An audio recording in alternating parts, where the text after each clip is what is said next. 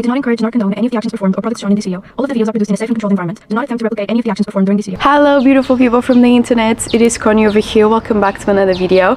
Now today I'm going to be smoking a cigar once again, which I'm really excited about. This is a Nicaragua Volcano cigar, at least that's what the lady working at the store told me, and this cost me €8.90, but I'll be rounding it about to €10 on the title, so it's more catchy and easier, I guess, a little bit clickbaity, but it is what it is, I suppose. I'm really excited to be trying this today because Nicaragua was the first genre of cigars that I ever smoked, and a genre that I enjoyed quite a lot. And to go along with it, I have this 0% alcohol beer, or I guess zero alcohol beer, I don't know, because it's very warm today and I was craving something a little bit fresh. So cheers. I do not care about alcohol at all, but I'm really starting to enjoy the flavor of beer, which is really strange. Never thought I would say that, but it's so refreshing on a summer day. Now, tools for today, I do have my Nicaragua Volcano, I have a clipper, and I have my torch lighter, which I will be trying to use. However, this torch lighter is a little bit difficult to light with just one hand, or maybe I am just weak. Also, I have my cigar cutter that I will be using right now in order to cut an air opening on my cigar so I can smoke it. Now, here it is, my little cigar guillotine. Now let me place it just at the very tip, and clean cut, kind of. Okay, not super clean. There's definitely a part here that's a little bit more up than the others. Can you see it? Do you see that? And also I have dirt in my hand because I was holding my cat and her paws had dirt on them. I turned off the camera for 1 second and I dropped half of my beer on the ground. So that's what happens when you guys are not looking at me. Okay, so now I'm going to be torching this cigar a little bit with the torch lighter. Let's see if I still can do this. It's been a while since I prepared the cigar, so I'm not sure if I'm still capable of doing it. I do not want to get the flame touching the cigar itself. I just want it to hover over it. Okay, that's a little bit much. I love seeing the color of the cigar change. Let's see.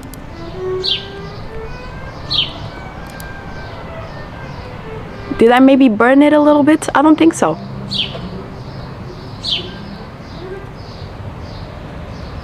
Honestly, this is probably one of my best lights so far.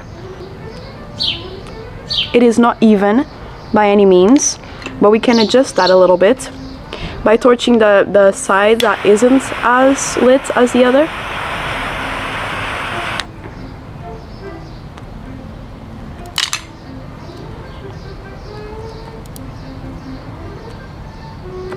There we go. Okay, not bad. Is it going to burn evenly? Most likely not. Alright, listen, we do not have a very even light today whatsoever. As you can see, there's one part of the cigar that's already burning more than the other, but I haven't done this in a pretty long time, and so I'm quite happy with the results anyway. Now let's see how these two pair together.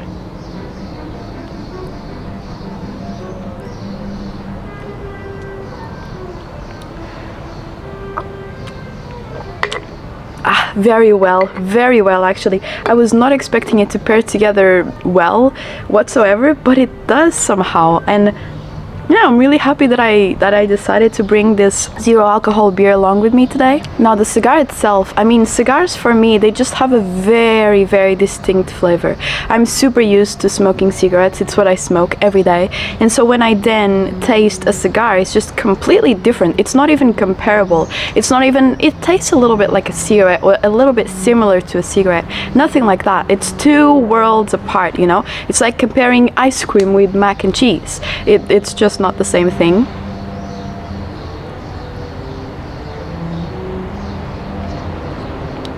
I would say this is more on the robust side of flavors of cigars. I would say that the best one that I've tried so far has been the Candlelight Corona Sumatra Blue Cigars, those were really pleasant, just really light. You know, if they were a word, they were one of those words that roll out of the tongue very well, where it's very satisfying to say them.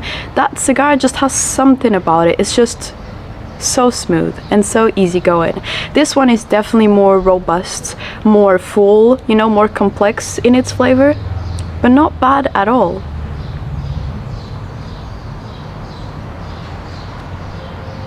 You know what, all in all, I feel like I actually did not do a bad opening on the side that I had to cut. I've come a long way from the first time I ever tried cutting a cigar to where I am now. That first video still haunts me a little bit, the one where it's like, tried smoking a cigar for the first time, something along those lines. The reaction to that video made me not want to try a cigar ever again, because I truly did not know that I was doing everything wrong. I feel silly for that, because I even did research before. I thought I was somewhat prepared, but I wasn't. And so when I saw everyone in the comments say, oh, this video is a joke, guys, don't take it seriously, like she's doing this as a joke for a video and it's not real, or this has to be rage bait, or I cannot believe you're this stupid, those kind of hurt me a little bit. But you know, at some point you just have to let the things that hurt you go and allow new experiences to come. And that's what I did, and that's why last year in the summer I tried smoking a cigar again. And I realized that, you know, with a little bit more research and some notes on my journal that I brought along, it was actually not that hard. It was not that difficult.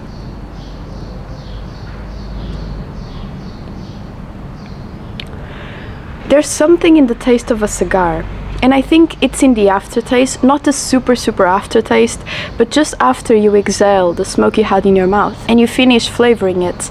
There's something, it's like, it feels like it hits the back of your tongue, and it's a specific flavor that only cigars have ever allowed me to experience. And I don't know what it is, if it's pure tobacco, I have no clue, really, I don't know, but it's really pleasant.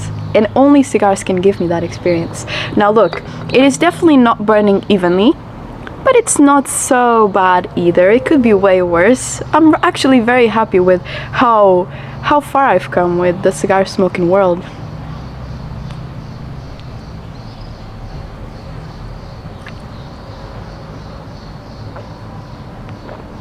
I would say that for me though, cigars are not something that I'm super leaning towards on the day-to-day or even week-to-week basis. It's something that I like having around once a month, to have an experience with it, taste something different, have a longer smoking experience, more robust, more complex, but it's not something that I'm leaning towards for the everyday, you know? I think after now 4 years of smoking, I've just realized that I really enjoy my one smoke per day experience, where it's a cigarette, so it's not too long or it's not too short, especially if I roll my own, where instead of being 7 minutes smoking experience, it's around a 15-minute smoking experience, because I take a long time to smoke rollies. Sometimes I don't light them right as they light off, you know. But I think I've just really grown accustomed to the ritual of it. So I know that every time, once a day, sometimes in the morning, sometimes in the afternoon, sometimes at the end of the day, I get out of the house and I stop everything that I'm doing and I drive somewhere that I really like, a park or a place with a lot of trees or by the ocean, and I just look at it. And I sit down, and without any distractions, without my phone or any music, I just sit down and I have my smoking session.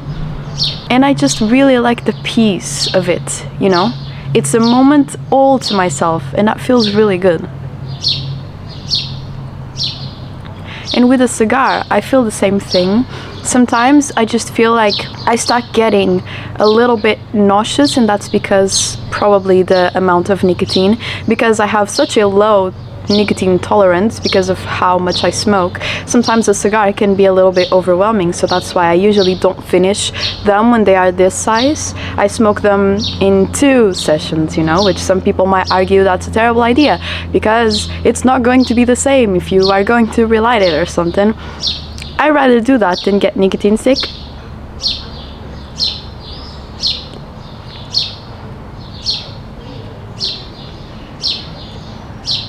I feel like what I'm leaning more towards now would have to be rolling cigarettes, because I recently acquired a pack of Golden Virginia, which I hadn't been able to find before here in Portugal. I had only ever tried amber leaf and camel rolling tobacco, and I really disliked the camel rolling tobacco, and I really liked the amber leaf tobacco, and I've heard a lot of good things about Golden Virginia, so I'm very soon going to be trying it. And I just really like the practice of rolling my own smokes and then smoking it at the end. It just feels very peaceful.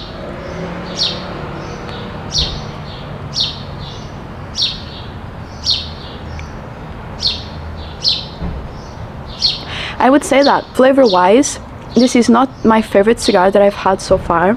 It just feels sort of bland, as if other cigars that I tried before had something else to them, and this one is just like kind of blend tobacco. Maybe there's some notes that I'm missing because my palate is not expanded enough yet. It's a very good experience nonetheless, you know. The cigar is not getting too warm, which I'm very happy about. I'm not burning it, I'm not taking hits too fast, and I'm also not burning my tongue. Sometimes I would get a little bit of tongue bite with cigars, and especially pipe tobacco, which is something that I also haven't smoked in quite a while. And I do have my cherry Borkum Riff to finish, which is just marvelous pipe tobacco. It was the first one that I got, and it was a very good decision for my first pipe tobacco to try.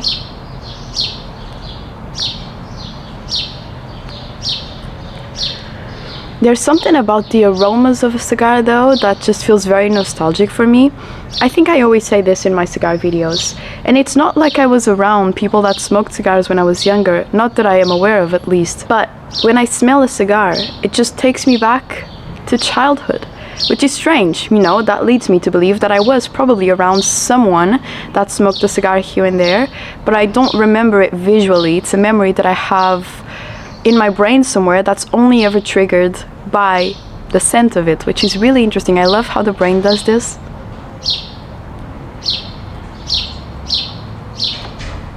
I love our brain's ability of taking us back to memories that were probably hidden by, or I guess taking us back to those memories with our senses. So sometimes you smell something, it takes you back to a place where you didn't even know you remembered, you know. Sometimes you hear a song and it takes you back to a place that you had closed and you didn't think about as much, but now that you heard that song, it's like you're there again, you know. And I really appreciate that. I think it's such a beautiful thing to get these reminders throughout the day when you get different stimuli for your senses, you know. My ash just fell. There we go. At the point of recording this video, it is the middle of June, and I'm so grateful to get to spend another summer here in our family home. This is the last summer in our family home. However, that's also what we said last summer. You know, the process of selling a house is way more difficult than I thought it was. I'm not inside of the process. This house is being sold because I've told this story many times. But basically because this house was built by my grandfather for my grandmother to come here and, you know, have their family grow up here. All of my uncles and aunts grew up here. You know, they agreed that when my grandma died, the most fair thing to do would be to sell the house because there are 9 siblings and it's difficult to arrange an agreement between 9 siblings, and so they decided, when mom dies, we sell the house. My grandma passed away in 2023. And so the process of selling the house has been in place since then, but it's now been 2 years, and every year I hear this is the last lunch we're having at the house with the whole family. This is the last birthday we're celebrating at the house with the whole family. This is the last summer. I heard that last summer, and I'm hearing it this summer again. And supposedly there is a schedule for when the papers are going to be signed, but that also has been postponed I don't even know how many times. So I don't know why is it so difficult to sell the house, or why the process takes so long, but I'm so happy because that means I get to be here for a little bit longer.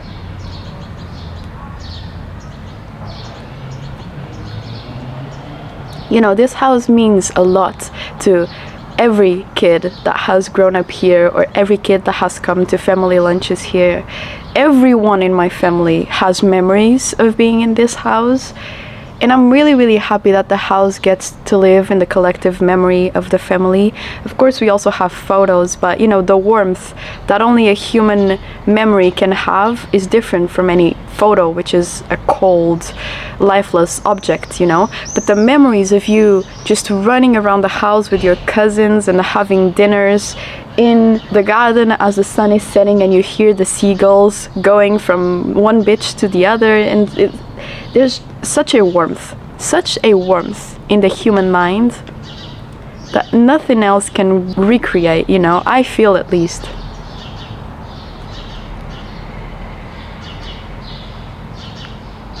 You can argue that there are some places that bring out more warmth than others. For example, if you are in, I don't know, a box house that's made of only steel walls or something like that, it's just very industrial like, you can argue that there is no warmth in that. And then if you're in a cozy cottage, then that brings out warmth. But warmth only really exists in your mind because you are the one perceiving it, you know. Without the human mind, would there be warmth in anything?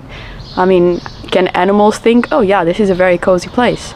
Or think, oh no, this is not a cozy place? Maybe they will choose a place to lay down rather than the other, but I don't think they make judgments on how cozy the place itself is, you know.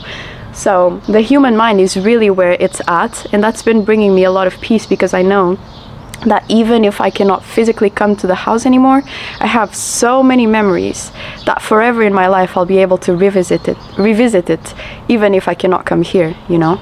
It's been so many years of so many images and memories being created that there is no way I'll ever forget it, or I'll ever forget the feeling of being here, you know. I'll just keep replaying it in my brain.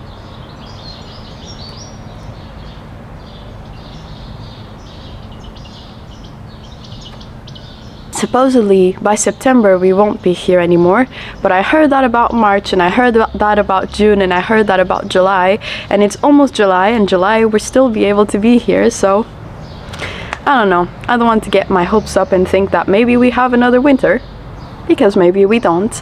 The only thing about winter is that I really love Christmas parties here. You know, the whole family comes from all sides of the country, and it's just really nice, a really nice time to see everyone together. But we'll also be able to be together somewhere else, you know? That's what I also keep thinking. Like, this isn't the only place where we'll ever be able to gather at, you know?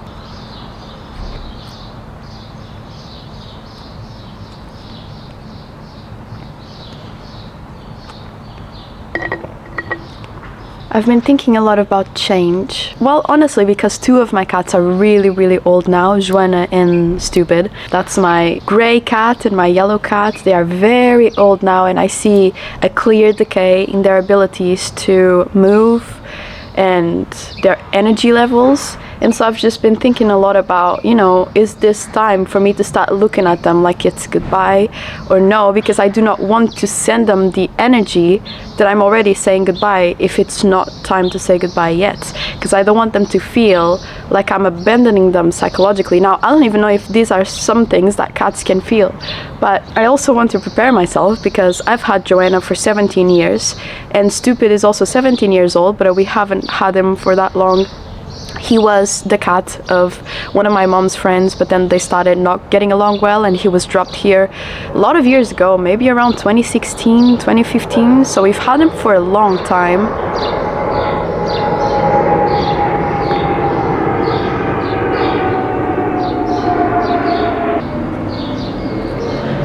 And Stupid specifically, there has been such a shift in his personality. When he came to our house, he was a very aggressive cat, very scared, very anxious. He was not aggressive for the sake of being mean. He was just extremely scared of humans. I don't know what happened to him before he came to us, but he was terrified. He would sit over there, right there behind that ladder. He would just sit there all day, every day for weeks, maybe even more than that. We would just drop food there, drop water there, and then we had to leave because he would hiss, he would throw his paw to scratch us. And so it was very, very aggressive cat. And there was one day where he went outside for the first time through the window there, that window, and we kind of looked at each other and we were like, Stupid left his spot and he's inside, no one would touch him, you know, at that point. We were all very scared of him still. But that was the first time he allowed himself to give us a little bit of benefit of the doubt, to be like, are these humans going to hurt me or no? And then a couple more months passed. He started sleeping in my mom's bed. He started following my mom everywhere. He loves my mom. My mom is like stupid's goddess, honestly. He is always after her when she's at home. And now he's the sort of cat that will meow to you to receive pets. He purrs a lot. He just loves being around humans. And so it has been really magical to see the evolution of this cat from being a terribly scared cat to a very warm and kind. Ah, it's so beautiful. I could cry. And you know, he's very old, very low energy, very slow. He's always sleeping.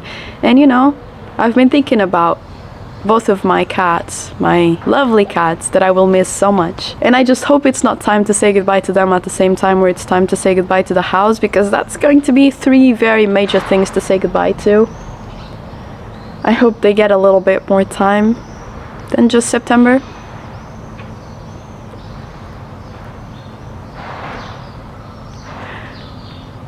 Every time I see them, when I come to here to my mom's house every day, the first thing I say is "Bom dia, ainda estamos vivos," which is like, good morning, we're still alive. It's another day to celebrate, you know, because you never know. With cats as old as them, you never know. I mean, I would hope that they die in their sleep, something peaceful like that, painless. And every time I come here and I see that they are still opening their eyes, walking around to receive pets, meowing and purring, it's a day to celebrate, you know?